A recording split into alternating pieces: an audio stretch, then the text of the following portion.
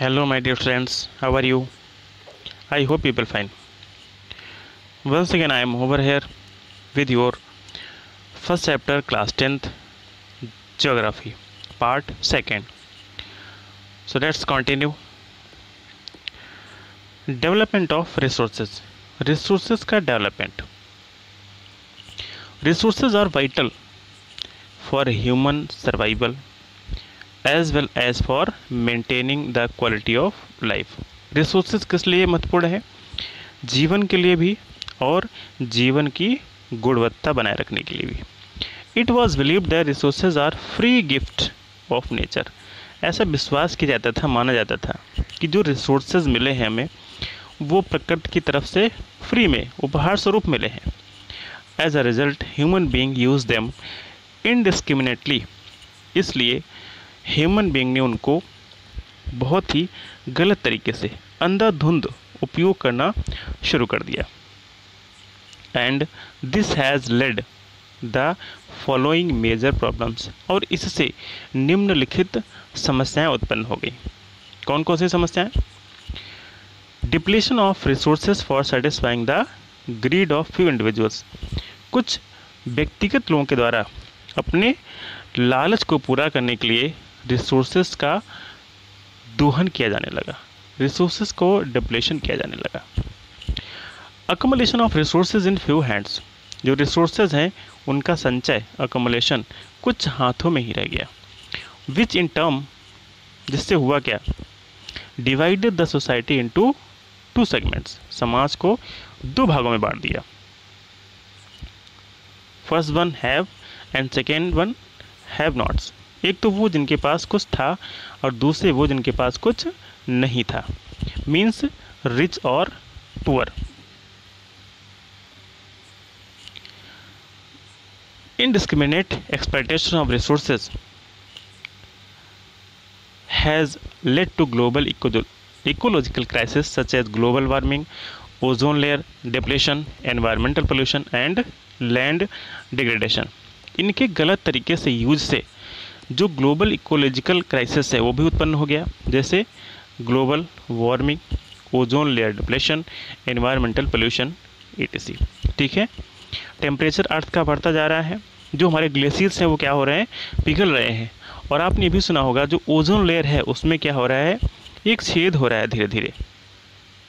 ठीक है, जिससे सूरज से आने वाली जो अल्ट्रा वायलेट रेज है वो हमको क्या कर रही हैं? नुकसान पहुंचा रही है। And equitable distribution of resources has become essential for a sustainable quality of life and global peace. Global शांति के लिए और जीवन की निरंतरता, सस्टेनेबल बनाए रखने के लिए, ठीक है, global piece and sustain quality of life, जीवन की जो गुणवत्ता है उसको बनाए रखने के लिए ये आवश्यक हो जाता है जो रिसोर्सेज है, ठीक है, संसाधन है, उनका इक्विटेबल डिस्ट्रीब्यूशन हो। ठीक है। If the present trend of resources depletion by a few individuals. जो वर्तमान समय में एक परंपरा चल रही है, ट्रेंड चल रहा है, क्या है का? रिसोर्सेज को डिप्लेशन करने का, उनको गलत तरीके से संसाधनों को यूज़ करने का। By few individuals and countries continues. कुछ व्यक्तिगत तौर पे निजी लोगों के द्वारा और कुछ कंट्रीज हैं उनके द्वारा। The future of our planet is in danger. तो हमारे प्लैनेट का जो फ्यूचर है, भविष्य है, वो खतरे में पड़ जाएगा। Therefore resource planning is essential for sustainable existence of all forms of life. इसलिए जो रिसोर्सेज की प्लानिंग है वो आवश्यक हो जाती है for sustainable existence of all forms of life. जीवन के जितने भी स्वरूप हैं उनको बनाए रखने के लिए रिसोर्सेज प्लानिंग आवश्यक है। Sustainable existence is a component of sustainable development. जो सस्टेनेबल एक्सिस्टेंस है यही घटक है सस्टेनेबल डेवलपमेंट का। मीन्स अगर सतत विद्यमता रहेगी तभी सतत विकास होगा। Okay, what is sustainable development? Sustainable development का मतलब क्या है?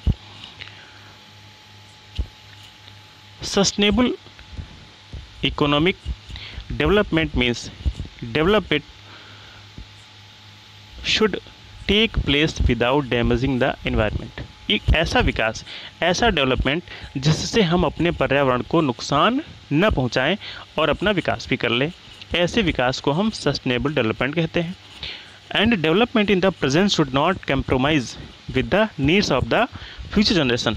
और ऐसा विकास जिससे आने वाली जनरेशन पीढ़ियों को समझौता न करना पड़े, मीन्स ऐसे संसाधन जिसका हम वर्तमान समय में यूज़ कर रहे हैं उनको आने वाली पीढ़ियां भी यूज कर सके, उसका उनको लाभ मिले, ऐसे डेवलपमेंट को हम सस्टेनेबल डेवलपमेंट कहते हैं। रियो डी जेनेरियो अर्थ समिट 1992, एक समिति का आयोजन किया गया, एक समिति को बुलाया गया कब? 1992 में। इन जून 1992 more than 100 heads of state, अलग अलग देशों के 100 हेड्स, 100 मुख्य लोगों को बुलाया गया। Met in Rio de Janeiro in Brazil, Brazil के रियो डे जेनेरियो शहर में, for the first international earth summit, पहली अंतर्राष्ट्रीय अर्थ समिट के लिए। The summit was convened for addressing urgent problems of environmental protection and socio economic development at the global level. ठीक है, इसमें किस बात पे चर्चा होनी थी? एड्रेसिंग अर्जेंट प्रॉब्लम्स, जो समस्याएं चल रही हैं एनवायरनमेंट की, उसके protection, socio economic development at the global level. ठीक है, विश्व स्तर पे। The assembled leaders sign the declaration of global, जितने भी लीडर्स वहाँ असेंबल हुए थे उन्होंने एक घोषणा पत्र साइन किया on global climatic change and biological diversity. किसके ऊपर? Global climatic change and biological diversity. ठीक है, एक घोषणा हुई, उस पर सभी ने हस्ताक्षर किए। The Rio convention endorse the global forest principle and adopted agenda 21, और उन्होंने ये ग्लोबल फॉरेस्ट प्रिंसिपल उसको अडॉप्ट किया और क्या बनाया? Agenda 21 for achieving sustainable development in 21 January, जिससे हम 21वीं शताब्दी में भी क्या कर सकें? जो सस्टेनेबल डेवलपमेंट है, सतत विकास है, उसको भी क्या कर सकें? हासिल कर सकें। What was agenda 21? एजेंडा 21 था क्या? इट इज़ द डिक्लेरेशन, एक घोषणा थी, साइन बाई वर्ल्ड लीडर्स, जिसको वर्ल्ड लीडर्स ने साइन किया, हस्ताक्षर किए in 1992 at United Nations conference and environment and development which took place at Rio de Janeiro Brazil, जिसका आयोजन ब्राज़ील के रियो डे जेनेरियो शहर में हुआ था। It aims at achieving global sustainable development, इसका उद्देश्य था जो ग्लोबल सस्टेनेबल डेवलपमेंट है उसको हासिल करना। It is an agenda to combat environmental damage, poverty, diseases through global cooperation. इसका जो मुख्य एम था, मुख्य उद्देश्य था, तो जो विश्व स्तर पे गरीबी, बीमारियां बढ़ रही हैं, तो उसको हम ग्लोबल कोऑपरेशन, ठीक है, विश्व स्तर पे आपसी सहयोग से उसको हम हल कर सकें, सॉल्व कर सकें on common interest, mutual needs and shared responsibilities, और अपनी जिम्मेदारियों को भी हम साझा कर सकें। One major objective of the agenda 21 is that every local government should draw its own local agenda, और इसका एक और मुख्य उद्देश्य था कि जो स्थानीय सरकारें हैं, लोकल गवर्नमेंट हैं, वो भी एजेंडा 21 को अपने स्तर पे लागू करें, उसको चलाएं। Okay, resource planning, planning is the widely accepted strategy for judicious use of resources. जो प्लानिंग है एक रणनीति है जिसको निर्णायक तौर पे स्वीकार किया जाना चाहिए संसाधनों को यूज करने के लिए। ठीक है, इट हैज़ इम्पोर्टेंस, इसका जो महत्व है वो बढ़ जाता है। It has importance in a country like India which has enormous diversity in the availability of resources. इसका जो महत्व है वो भारत देश जैसे देश में अधिक है, क्योंकि भारत में क्या है? Enormous diversity in the availability of resources. हमारे देश में बहुत सारे रिसोर्सेज की विविधताएं पाई जाती हैं। There are regions which are rich in certain types of resources. बहुत सारे ऐसे रीजन्स हैं जो एक विशेष प्रकार के रिसोर्सेज के लिए जाने जाते हैं, but are deficient in some other resources, लेकिन उसकी अपेक्षा जो दूसरे टाइप के रिसोर्सेज होते हैं उसमें कम है, या उस दूसरे प्रकार के रिसोर्सेज कम पाए जाते हैं। There are some regions which can be considered self sufficient in terms of availability of resources. कुछ ऐसे क्षेत्र हैं जो अपने यहाँ रिसोर्सेज में पर्याप्त हैं, मीन्स वहाँ रिसोर्सेज प्लेंटी में पाए जाते हैं। There are some regions which have acute shortage of some vital resources. कुछ ऐसे प्लेस हैं जहाँ पे शॉर्टेज है, एक्यूट शॉर्टेज, और कहीं कहीं बहुत अधिक पाए जाते हैं। जैसे the state of Jharkhand, Chhattisgarh and Madhya Pradesh are rich in minerals and low coal deposits. ठीक है, ये जो राज्य हैं इसमें मिनरल्स और कोल डिपॉजिट्स पाया जाता है, मीन्स खनिज पाए जाते हैं और कोयले के भंडार पाए जाते हैं। Arunachal Pradesh has abundance of water.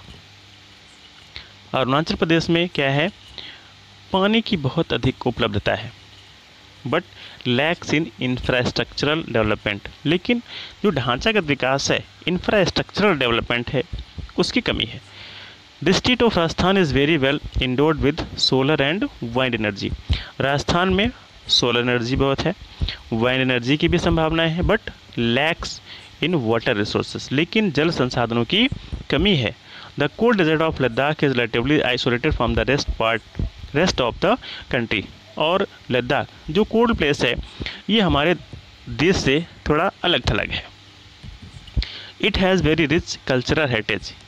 यहाँ क्या है, सांसारिक विरासत है बहुत अधिक, but it is deficient in water, लेकिन पानी की कमी है, इंफ्रास्ट्रक्चर कमी है, एंड सम वाइटल मिनरल्स, और कुछ वाइटल मिनरल्स भी हैं।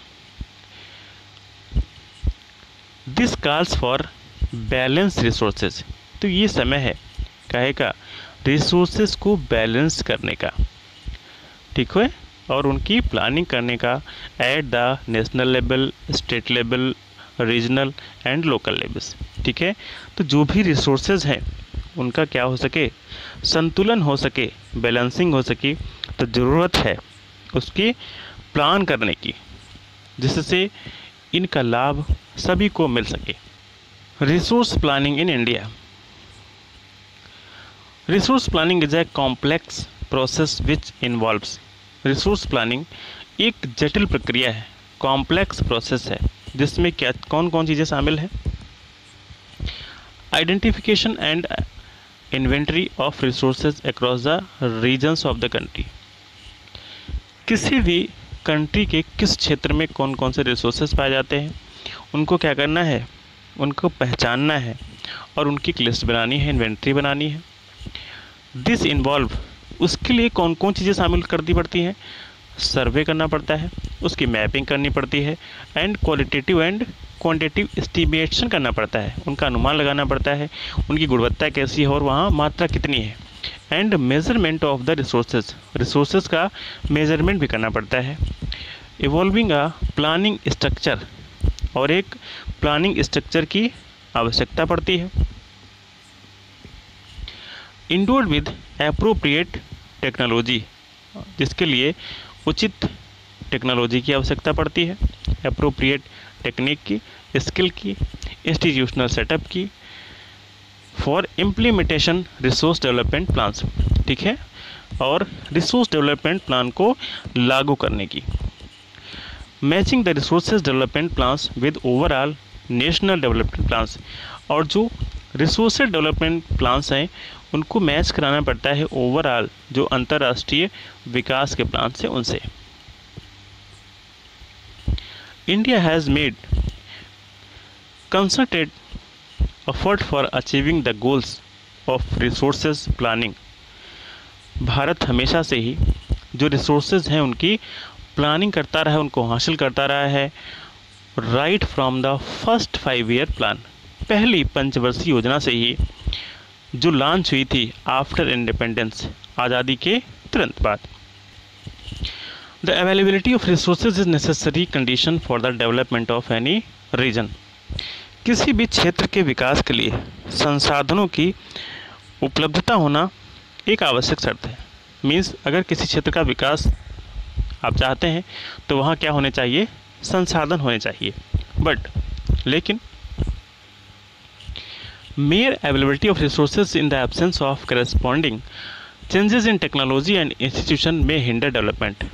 लेकिन अगर सिर्फ संसाधन ही आपके पास उपलब्ध हैं और उनको यूज़ करने की आपको पास टेक्निक नहीं है, टेक्नोलॉजी नहीं है, करस्पॉन्डिंग चेंजिंग नहीं है, तो फिर वो इंस्टीट्यूशन नहीं है, तो क्या हो सकता है, मे हिंडर डेवलपमेंट। तो आपकी जो विकास है, डेवलपमेंट है, वो बाधित हो सकता है। ठीक है, मतलब रिसोर्सेज के साथ साथ टेक्नोलॉजी का होना भी आवश्यक है, इंस्टीट्यूशन का भी होना आवश्यक है। There are many regions in one country.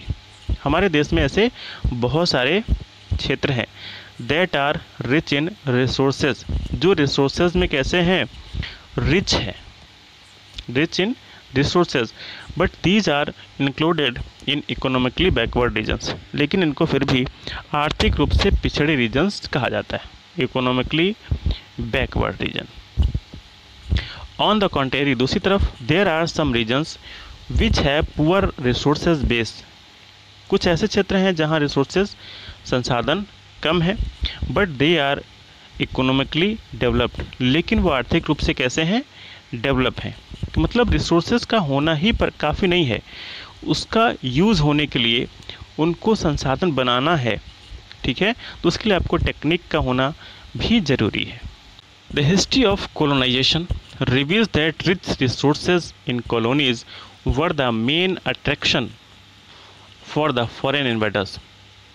जो इतिहास है उपनिवेश का, ठीक है, वो हमें बताता है, कोलोनाइजेशन उपनिवेश, वो हमें बताता है कि जो फॉरेन इन्वेडर्स हुआ करते थे उनका मेन अट्रैक्शन हुआ करते थे कौन से क्षेत्र, जहाँ पे रिच रिसोर्सेज पाए जाते थे, संसाधन जिन कॉलोनियों में अधिक पाए जाते थे, वहाँ विदेशी आक्रमणकारी अक्सर आते थे। It was primarily the higher level of technology development of the colonizing countries. ठीक है, प्राथमिक रूप से जो बेहतर देश है जहाँ की टेक्नोलॉजी है ही है, ठीक है, डेवलपमेंट अच्छा है, कोलोनाइजिंग कंट्रीज़, ठीक है, और जहाँ पहले से उपनिवेश की व्यवस्था है, that help them to exploit resources, और वो यहाँ के संसाधनों को एक्सप्लॉइट करने में उनकी हेल्प करते थे, दूसरे क्षेत्रों के जो लोग होते थे उनको, and establish their supremacy over the colonies, और वहाँ के संसाधनों को नष्ट करके या उनका दोहन करके उन कॉलोनियों पे अपनी संप्रभुता, अपनी सुपरमेसी बना लेते थे। ठीक है, therefore resources can contribute to development only. इसीलिए रिसोर्सेज का जो कंट्रीब्यूशन है, सहयोग है, वो तभी हो सकता है only when they are accompanied by appropriate technology। उसके साथ साथ क्या होनी चाहिए, उचित टेक्नोलॉजी होनी चाहिए, development, appropriate technological development and institutional changes, और जो परिवर्तन होते हैं ढांचागत वो भी होने चाहिए। India has experienced all this in different phases of colonization. चूँकि भारत भी अंग्रेज़ों को गुलाम रहा है, ठीक है, तो भारत ने इस प्रकार के जो अनुभव है वो अलग अलग औपनिवेशन के उसमें फेस किया है। Therefore in India development in general and resource development in particular does not only involve the availability of resources but also the technology, quality, human resources and historical experience of the people। लोगों के पास ये सारी चीज़ें पहले से हैं, ठीक है, हिस्टोरिकल एक्सपीरियंस भी है, जो गुणवत्तापूर्ण ह्यूमन रिसोर्सेज हैं वो भी अवेलेबल हैं। ठीक है, तो भारत के जो रिसोर्सेज हैं उनके डेवलपमेंट में इन चीज़ों का भी कंट्रीब्यूशन रहा है, इनका योगदान रहा है। Conservation of resources. Resources are vital for any developmental activity.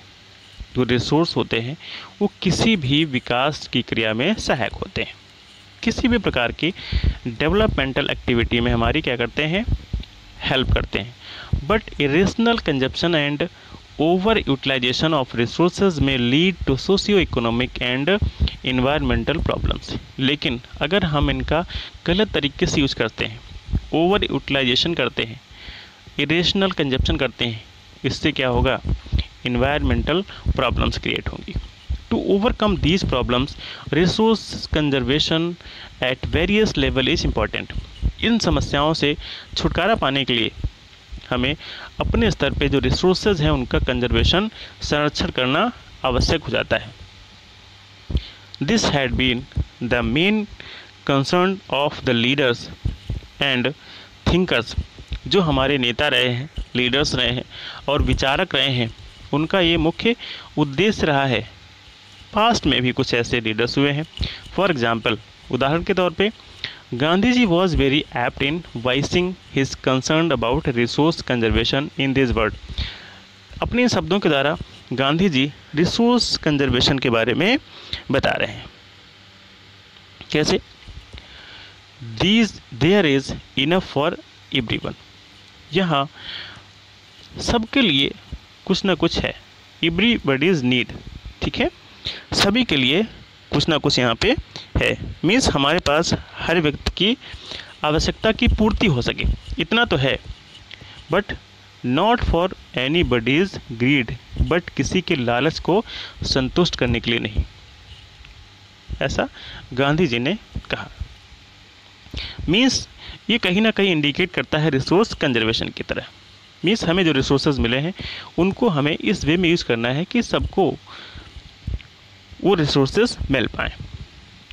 He placed the greedy and selfish individual and exploitative nature of modern selfish individuals, greedy modern technology as a root cause of resource depletion at the global level।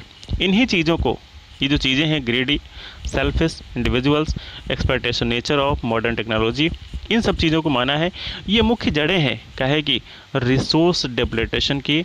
विश्व स्तर पे जो resources का दोहन हो रहा है उनके लिए सब चीज़ें क्या हैं, जिम्मेदार हैं। He was against mass production and wanted to replace it with the production by the mass। ये जो अत्यधिक उत्पादन होता है, ठीक है, मास प्रोडक्शन, इसके अगेंस्ट में थे, बल्कि वो चाहते थे जो उत्पादन है, अधिक उत्पादन करने की बजाय उत्पादन अधिक लोगों तक पहुँचे, वो इसमें विश्वास रखते थे, ठीक है। At the international level the Club of Rome advocated resources conservation for the first time. अंतर्राष्ट्रीय स्तर पे क्लब ऑफ रोम ने पहली बार रिसोर्सेज कंजर्वेशन के लिए वकालत की। For the first time in a more systematic way, पहली बार व्यवस्थित तरीके से। कब? 1968 में। सब्सिक्वेंटली, परिणाम स्वरूप, इन 1974 1974 में गांधीयन फिलॉसफी, गांधी जी की विचारधारा है, या यूँ कह सकते हैं कि जो गांधी जी थे उनके दर्शनों की एक बार फिर से पुनरावृत्ति हुई, दोबारा से उनके दर्शन हुए।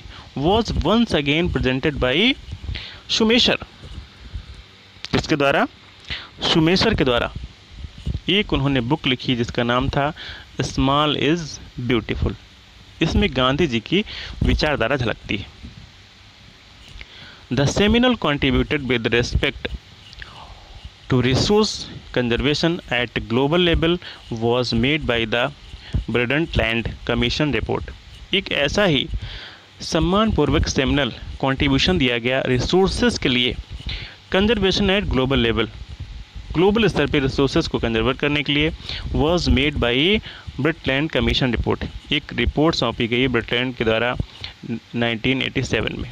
This report introduce the concept of sustainable development. और इस रिपोर्ट में जो डेवलपमेंट है उसको प्रस्तुत किया गया। और कैसा डेवलपमेंट? सस्टेनेबल, सतत विकास। And advocated it as a means of resource conservation, और उन्होंने इसमें वकालत की जो रिसोर्स कंजर्वेशन का मीन्स है, ठीक है, मीन्स फॉर रिसोर्स कंजर्वेशन, ठीक है। तो this report introduce the concept of sustainable development. तो ये जो रिपोर्ट सौंपी गई उसमें जो विकास की बात की गई, डेवलपमेंट की, तो कैसे विकास की? सस्टेनेबल डेवलपमेंट की। And advocated it is means of resource conservation, ये रिसोर्स कंजर्वेशन का एक साधन है, मीन्स है, which was subsequently publish in a book. बाद में इस रिपोर्ट को एक बुक के रूप में प्रस्तुत किया गया, पब्लिश किया गया, जिसका नाम था our common future. Another significant contribution was made at Earth Summit, और एक और जो महत्वपूर्ण कंट्रीब्यूशन हुआ रिसोर्स कंजर्वेशन में, आपने पढ़ा कब? Earth Summit at Rio de Janeiro, Brazil, 1992, ठीक है। तो ये सारी जो समितियाँ हुई, ये बुक पब्लिश हुई, ये सब किस बारे में थी? रिसोर्स कंजर्वेशन के लिए। तो आज की वीडियो में बस इतना ही। अगर आपको कोई समस्या आ रही है, कोई प्रॉब्लम आ रही है, तो आप कमेंट बॉक्स में अवश्य कमेंट करें। कोई सजेशन है तो उसको भी लिखें। I will try to solve all your queries. Till then, okay, bye bye.